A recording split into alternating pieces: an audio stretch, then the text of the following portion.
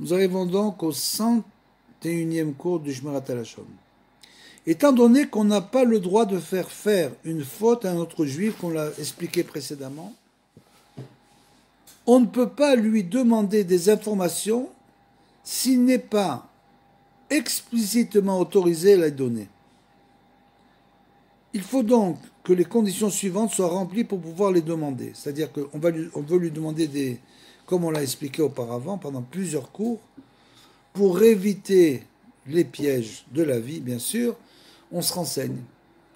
Mais si ces informations, comme c'est la plupart du cas, ce sont des informations qui seront des propos péjoratifs, c'est-à-dire du lachon hara, sur des gens, etc., des situations, alors on peut le demander rien à 4 conditions. La première condition, la personne qu'on interroge n'a pas la réputation de fabriquer des histoires sur les autres gens, d'interpréter incorrectement leurs faits et gestes et de tirer des conclusions hâtives de leur personnalité, que ce soit positive ou négative, comme on l'a expliqué auparavant. Par exemple, si une personne qui prend tout à la légère comme ça, et elle va parler d'un chidour, elle va vous dire oh, c'est une très bonne famille, etc., sans prendre aucun renseignement, à la légère, même si c'est une chose positive, c'est une chose qui peut être extrêmement dangereuse pour la personne qui l'écoute.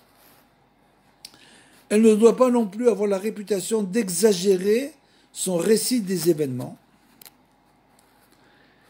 Il n'y a pas de raison de suspecter qu'en apprenant qu'il s'agit d'une information nécessaire, elle parlera méchamment de la personne en question. On ne peut donc pas demander d'informations à quelqu'un qui n'est pas en bon terme avec elle. Bien sûr, c'est évident ça. Si elle n'est pas en bon terme, etc., qu'elle veut se venger de la personne, clair qu'il ne faut rien lui demander. Et il est clair qu'on a besoin de l'information dans un but constructif uniquement. Tout ça, c'est constructif. Dans les cas, bien sûr, qui sont autorisés. Et qu'on ne dispose pas d'autre façon de l'apprendre que de la demander à cette personne. Les sages n'hésitaient pas à subir l'humiliation pour l'éviter à d'autres. Rabban Gamliel demanda un jour qu'on réveille 7 juges et qu'on les conduise à l'étage. Le lendemain, à son réveil, Rabban Gamliel trouva 8 juges dans la mansarde.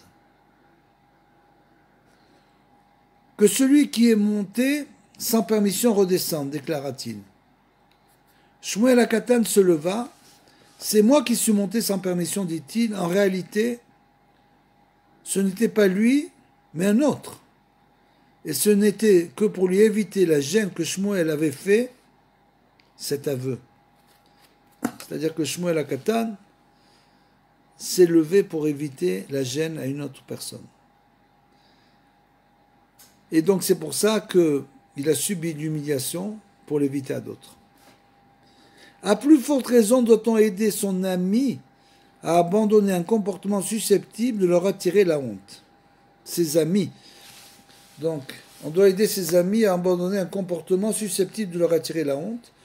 Celui qui voit son prochain agir contre la halakha a l'obligation de lui dire en privé et au besoin de le réprimander. Parce que bien sûr, tout ce qu'on dit sur le fait d'aimer son prochain, etc., c'est naturellement tout ça dans le cadre où on ne transgresse pas la halakha, c'est bien évident. Donc, là, qu'une personne soit montée à l'étage, quand Rabban Gamliel avait demandé 7 juges, ils sont montés 8, c'est pas véritablement une transgression de la halakha. Donc, Shmuel HaKatan a pris sa place. Par contre, si la halakha est transgressée, on doit parler en privé à la personne et la réprimander au besoin.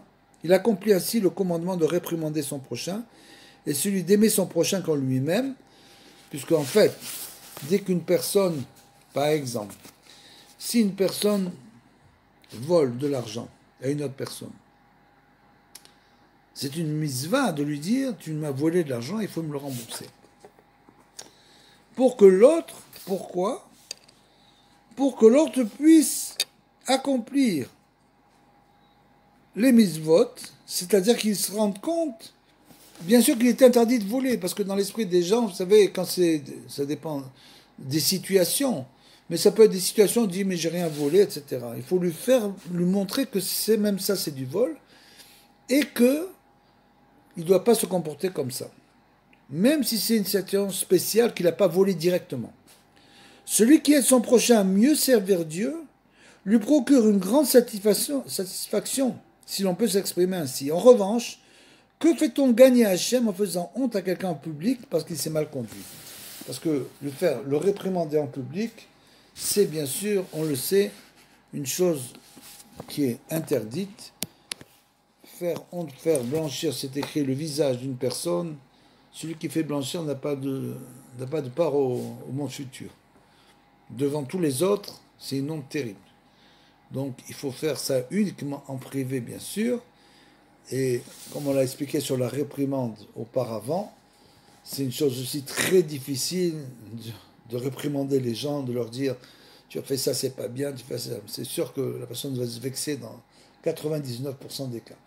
Mais il y a des cas quand même où on peut essayer de parler à la personne par allusion et image pour lui faire comprendre qu'il s'est mal comporté.